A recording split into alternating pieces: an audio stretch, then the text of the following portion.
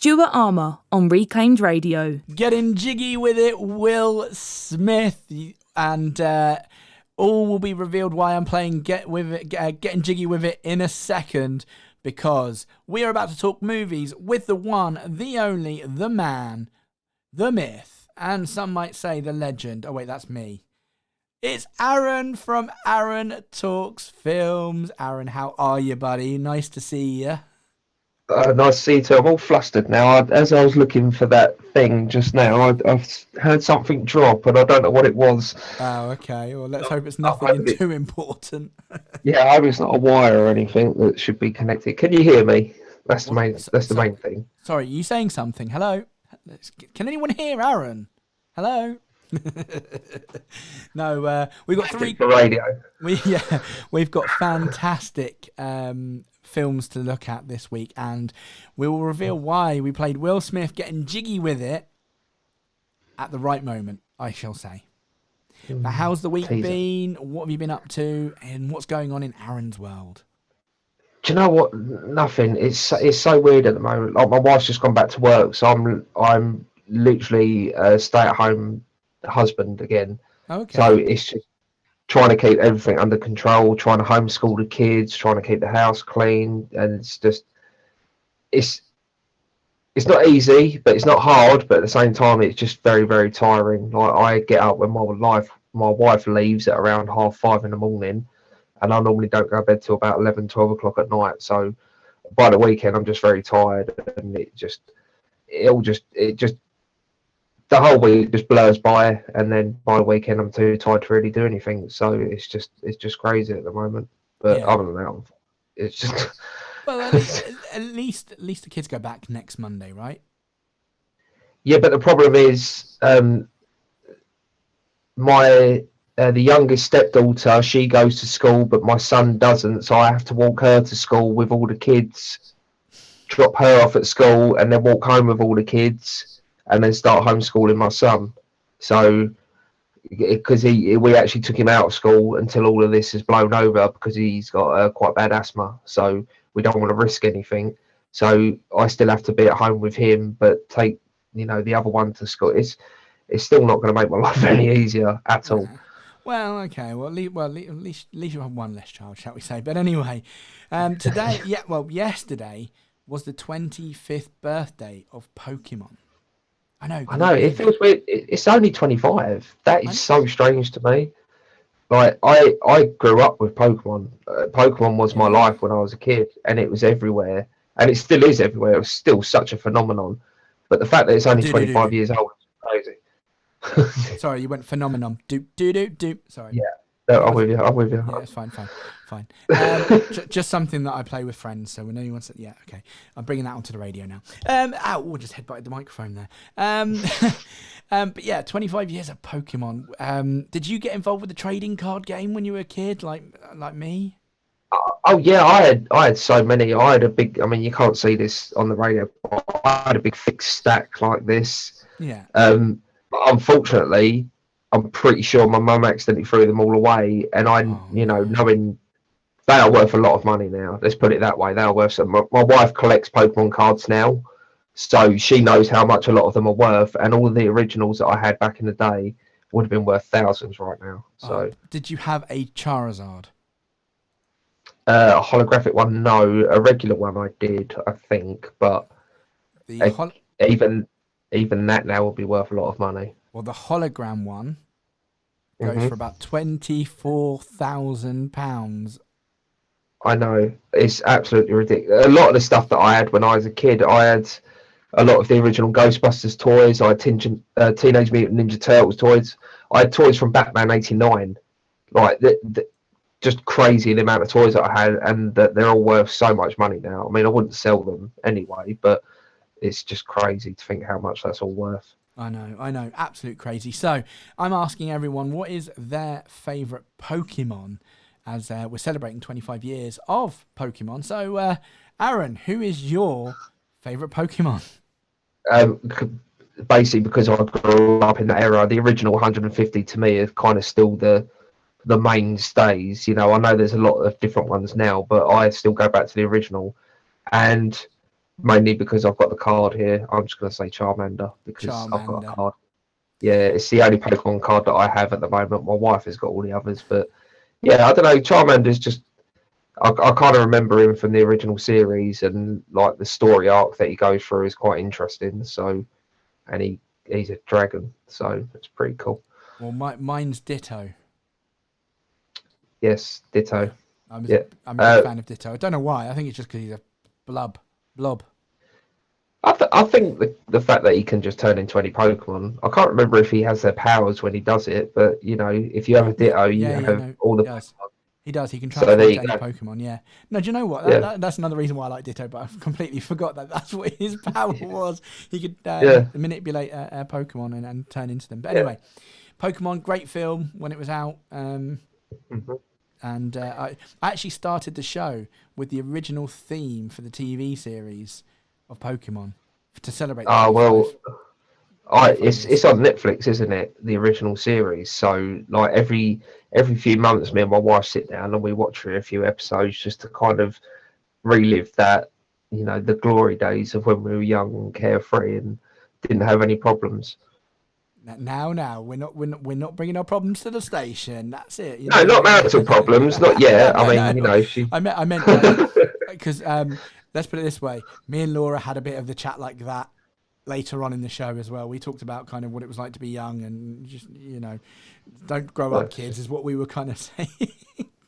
Look at my room. Do I look like someone that has grown up? Definitely not. Look at this. Definitely not. Exactly. Definitely not. I'm clinging on to that youth. Now, also, I'll tell you off air with this one. We'll save it for next week, but I'll tell you off air about this next one because we'll talk about it next week. But let's dive straight into the movies. Let's talk about what we've got today to watch, and where are we starting with?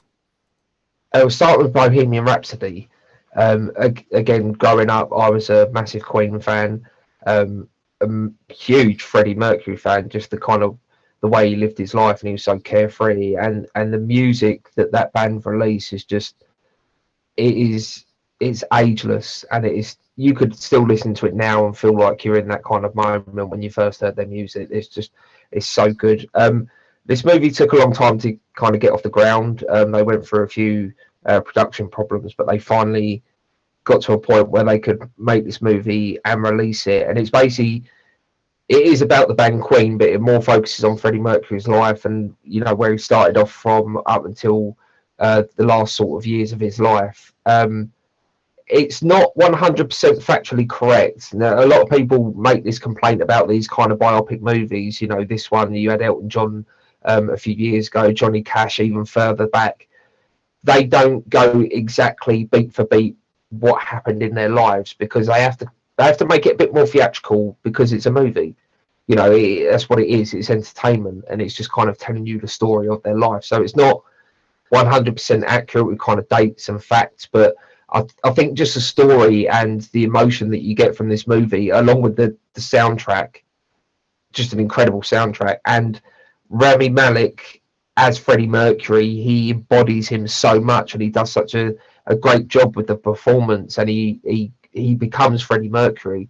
I just think with all of that put together, you can kind of ignore the fact that it's not 100% true, but it's just a brilliant movie.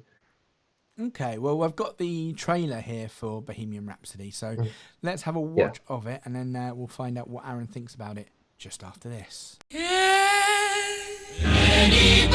Not everyone is a star, Freddie. What are you afraid of? You can't get anywhere pretending to be someone you're not. Will you regret it? No one will play Queen. I didn't know it was fancy dress, Fred. You look like an angry lizard. Got to make an impression, darling. So, tell me, what makes Queen any different from all of the other wannabe rock stars I meet? Tell you what it is, Mr. Reed. we're four misfits who don't belong together. They're playing for other misfits. You're the outcasts right at the back of the room. We're pretty sure they don't belong either. We belong to them. Now the family name's not good enough for you. Changed it legally. No looking back. We want to do something different. It's my money. I say what goes. We can't simply repeat ourselves. No. We can do better. Love a bit of Queen. I've not seen this. I've wanted to see this, but I've just kind of kept putting it off and off and off. But I might give it a watch now, because where can we find Bohemian Rhapsody? This is on Amazon Prime. I've actually watched it this week. I think I've said before how sometimes when I'm doing housework and stuff, I put on a movie to kind of put on in the background where I can do stuff and don't really necessarily have to pay attention to it. But 9 times out of 10, I end up focusing on the movie and not what I'm actually doing. This is one of those movies I kind of threw it on and I ended up getting distracted and just watching the whole thing. Because again, it's the performances, it's the story, again, not accurate, but it's coherent. And Rami Malek, man, in this role, there was many well, actually it's not a rumor. Sacha Baron Cohen was actually cast as Freddie Mercury originally, but he dropped out because there was disputes with Queen the band and he didn't want to make the movie. But I can't envision Rami Malek not playing this role, and the dedication he put into it as well. I mean, if you watch the performance that they did at Live Aid and then watch the end of this movie where it leads up to Live Aid and the performance that he does, you can put them side by side and they are exactly the same, because he studied Freddie Mercury so much and he put in so much effort that he became Freddie Mercury. And I think just because of all that, it's just such a great movie. Yeah, I mean, I think there has been YouTube videos and things up there of where people have actually put together side by side of actually how the performance is, and it's pretty much identical. So, yeah. Like I say, it is one I've wanted to watch, but kind of never really got round to it. But if it's on Amazon Prime and it's available, I think it might be one of those that I'll give a little watch and see how it goes. So, from Bohemian Rhapsody to where next? Next up is California Man. In England, it's called California Man. In America, when it was released, it was called Encino Man, because I think Encino was a time period a long time ago. Basically, it's two high school guys. They're digging out their garden because they want to build a pool in their back garden. They want to build a swimming pool, and whilst they're digging, they find a huge block of ice, and inside this ice is a caveman. So they take it into the garage and it thaws out and he's still alive, and they go through a process of cleaning him up and trying to incorporate him into modern day life. And the caveman is actually played by Brendan Fraser. It was one of his very, very early roles, and he's incredible, just absolutely brilliant in this. Just think kind of Tarzan, but a bit more I want to say not dumber, but a bit more sort of laid back, I'll say. But it's absolutely insane. It's they call it a stoner comedy. I'm doing that in kind of air quotes. It's not quite as rude as today's kind of standards, but it's just kind of typical early 90s comedy where a caveman gets brought into the modern era and he has to try and be put into society. I've got a question for you before we hit the clip, because I know it's a clip from the film.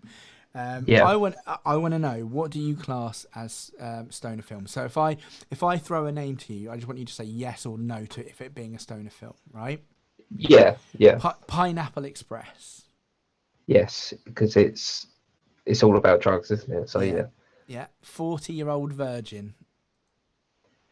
I'd say yes, because again, when you say stoner comedy, it's not because it's all about drugs, or it's mainly the sort of thing where it's just such laid back comedy that it's just your kind of thing where you just giggle at like you would if you were stoned. I think that's the sort of the thinking behind the term. Yeah, okay, so we've got that. What about Knocked Up? I think also I would personally say goes into that as well. Knocked Up. Yeah, again, I think anything with Seth Rogen, I think is what you was going to say. Yeah. Yeah, he's a well-known stoner. I think it's just anything like that. I mean, American Pie can be classed as kind of like a stoner comedy because it's something that kind of aimed at like the high school sort of generation, like the late teens kind of generation. I think that's really where the saying comes from. And the ultimate stoner comedy. Yep. Harold and Kumar. Well, there you go. Yeah, that's the very basis of that movie is all about being stoned. So yeah, that is probably the highlight of stoner comedies. Yeah. So for me, that's definitely the big one. But there we go. So enough about stoner comedies. Let's get into it. We're looking at California Man, and we'll be back after the clip. Okay, my friend. Try and experience what I'm about to chirp in your lobes. Okay, cool?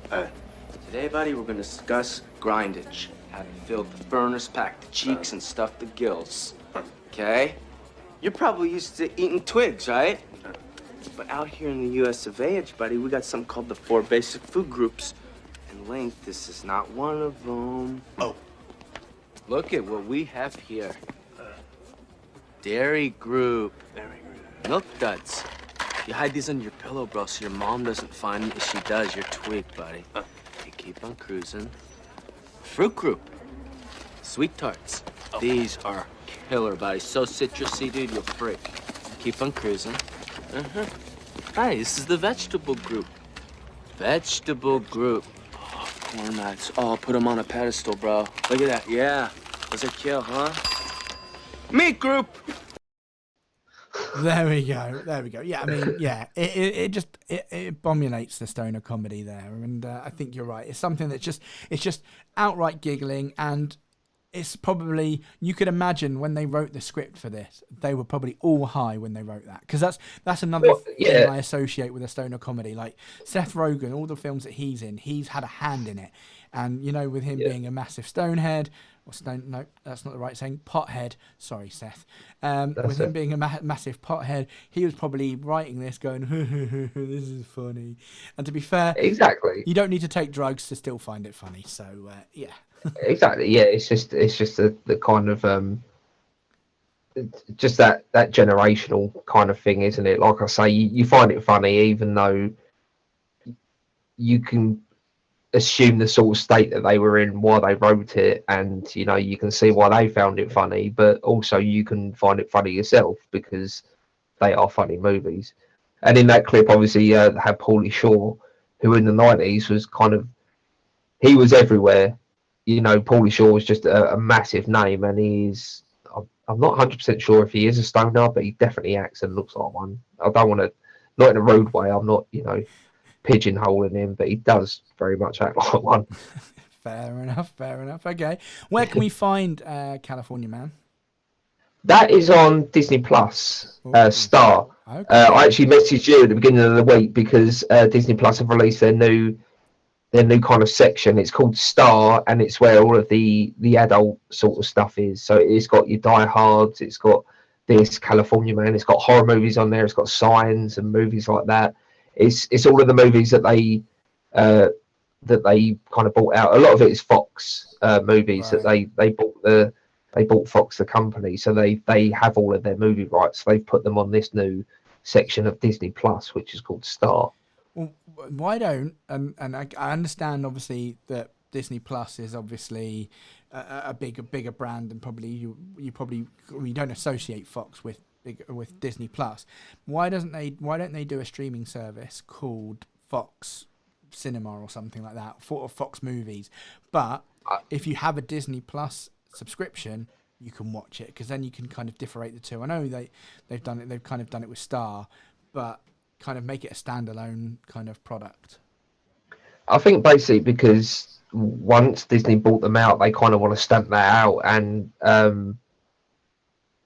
differentiate them from the company that they bought out. Essentially, they bought out Fox, and everything that they own now is theirs. They're not going to keep referring to it as Fox because that's a dead brand. It's gone. You know, 20th Century Fox essentially does not exist anymore.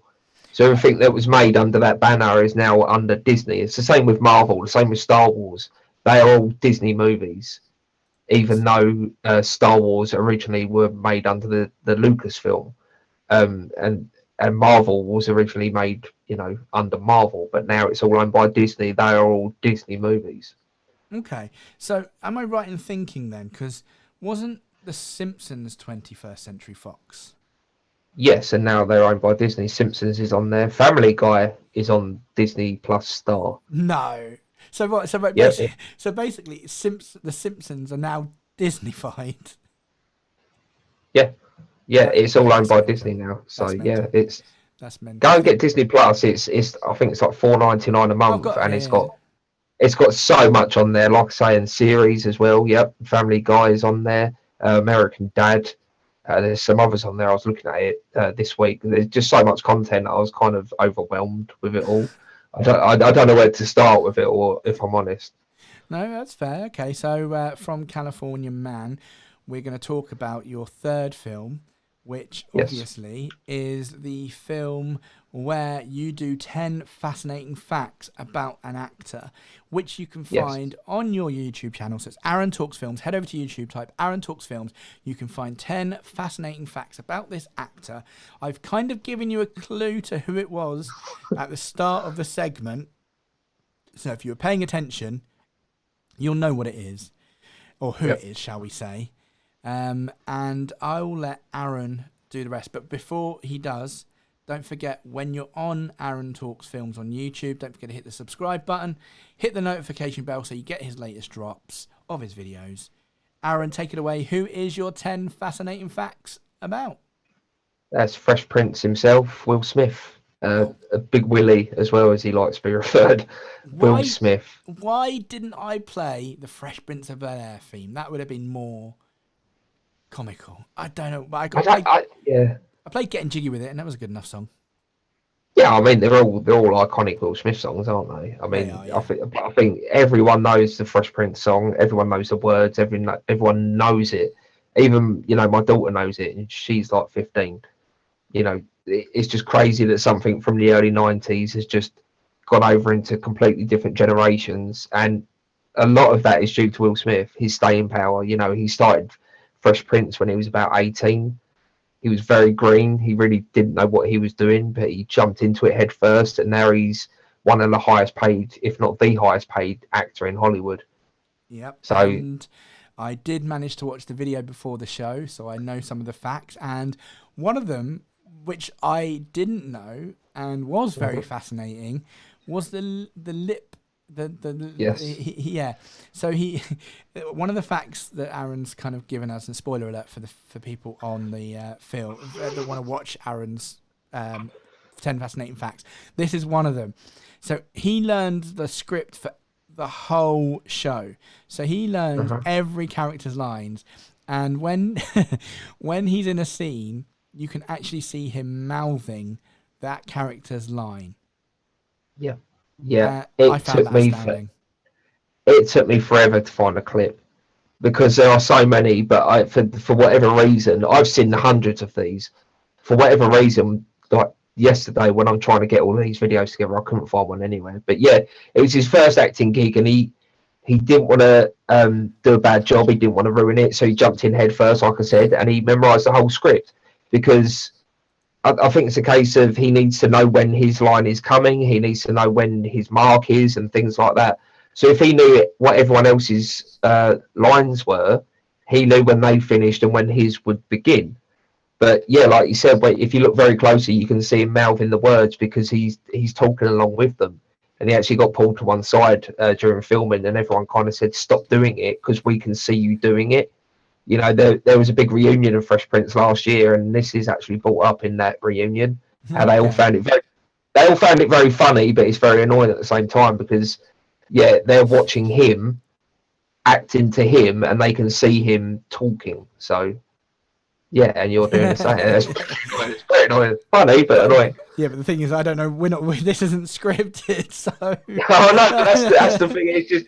If someone is saying back the words to you that that you are saying, it can really throw you off. So I know. Okay, so what is the Will Smith film that we are looking at? I completely forgot we're actually talking about a movie. It's Enemy of the State from 1998. So quite an old movie, one of his early ones as well. But it's such a great thriller. I actually watched it a few weeks ago when I didn't have much on, there was just nothing really going on, and it's just one of the movies that again, it's kind of good to put on in the background, but I just found myself just getting sucked into it. Will Smith, he's just an innocent bystander, and he's in a shop to buy a present for his wife. A kind of an old friend runs in who's being chased by some FBI agents type people, slips something into his bag, and it turns out it's evidence for a murder. That these FBI kind of guys are trying to get this evidence back. Will Smith's character comes into possession of this. He doesn't realise at first, and he has to kind of go on the run because they're chasing him, and they're trying to ruin his life to get him to come out of the woodwork. It's very interesting. It's very, like I say, it's a thriller where you just kind of going along on this ride and you're wondering what's going to happen next, and it's very exciting. Okay, well, we've got the trailer here, so we'll get to the trailer and we'll find out Aaron's verdict about all three films, because I haven't actually asked him.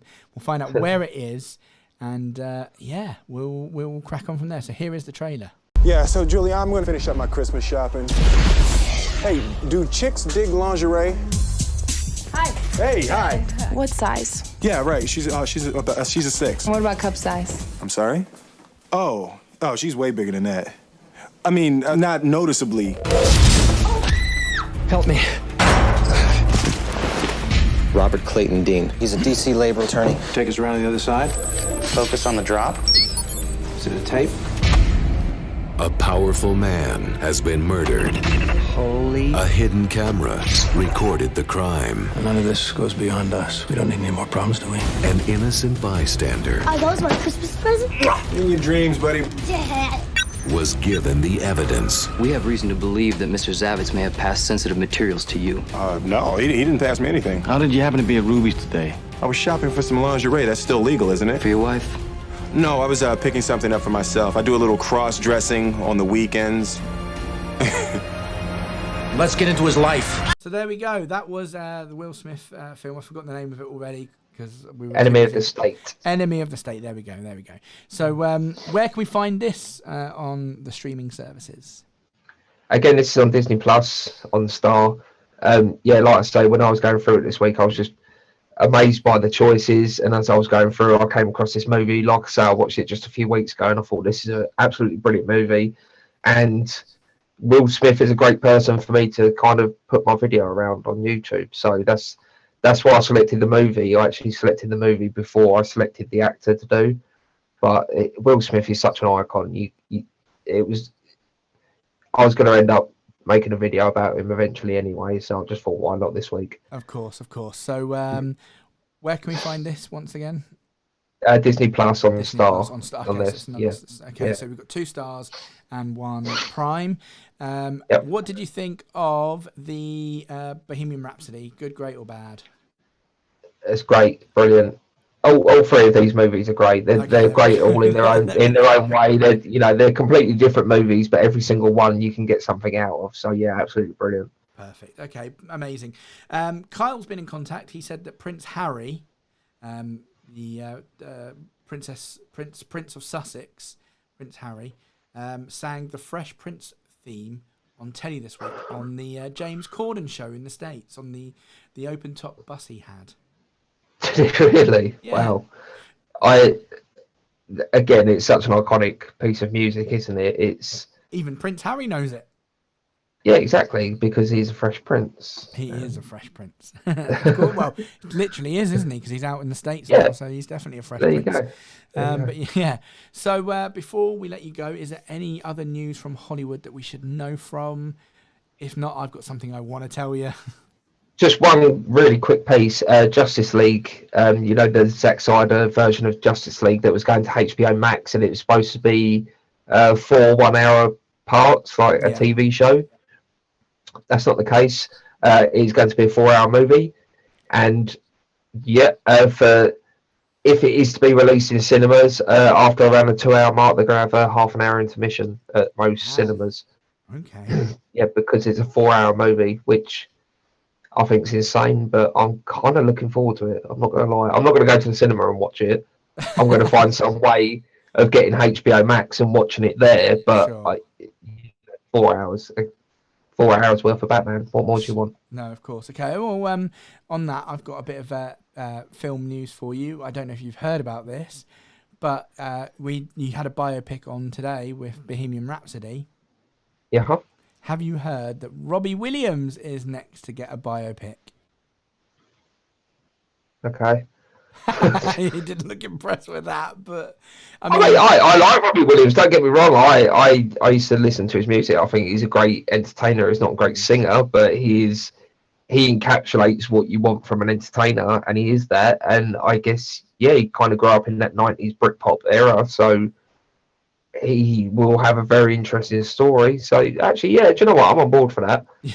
When you first said his name, I was like, oh, no, but that's going to be an interesting movie because he was everywhere. He was a sex symbol, and the life of a pop star at the time that he was a pop star, and he was a very big, popular pop star. So that's going to be an interesting movie to watch. Yep. And the one thing I didn't say about Will Smith is he's in one of my favourite ever films. Which one? Which one do you think? It's not Wild Wild West. No. Independence Day. No, it's Hitched. Or Hitch. Hitch. I like Hitch, yeah. It's not one of his best movies, but it's good. Oh, I love it. It's one of my favourite films because I feel like I'm Albert Brenneman. But that's going back to the whole different story there. But there we go.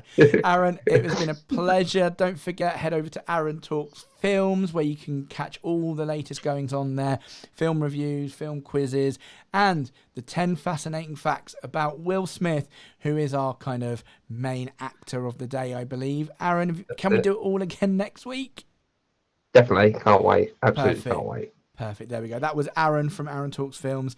Like I said, head over to his to YouTube, Aaron Talks Films, and don't forget to hit the subscribe and the notification bell so you can get all the latest videos. Coming up next, TV Rach giving us what to watch on the small screen.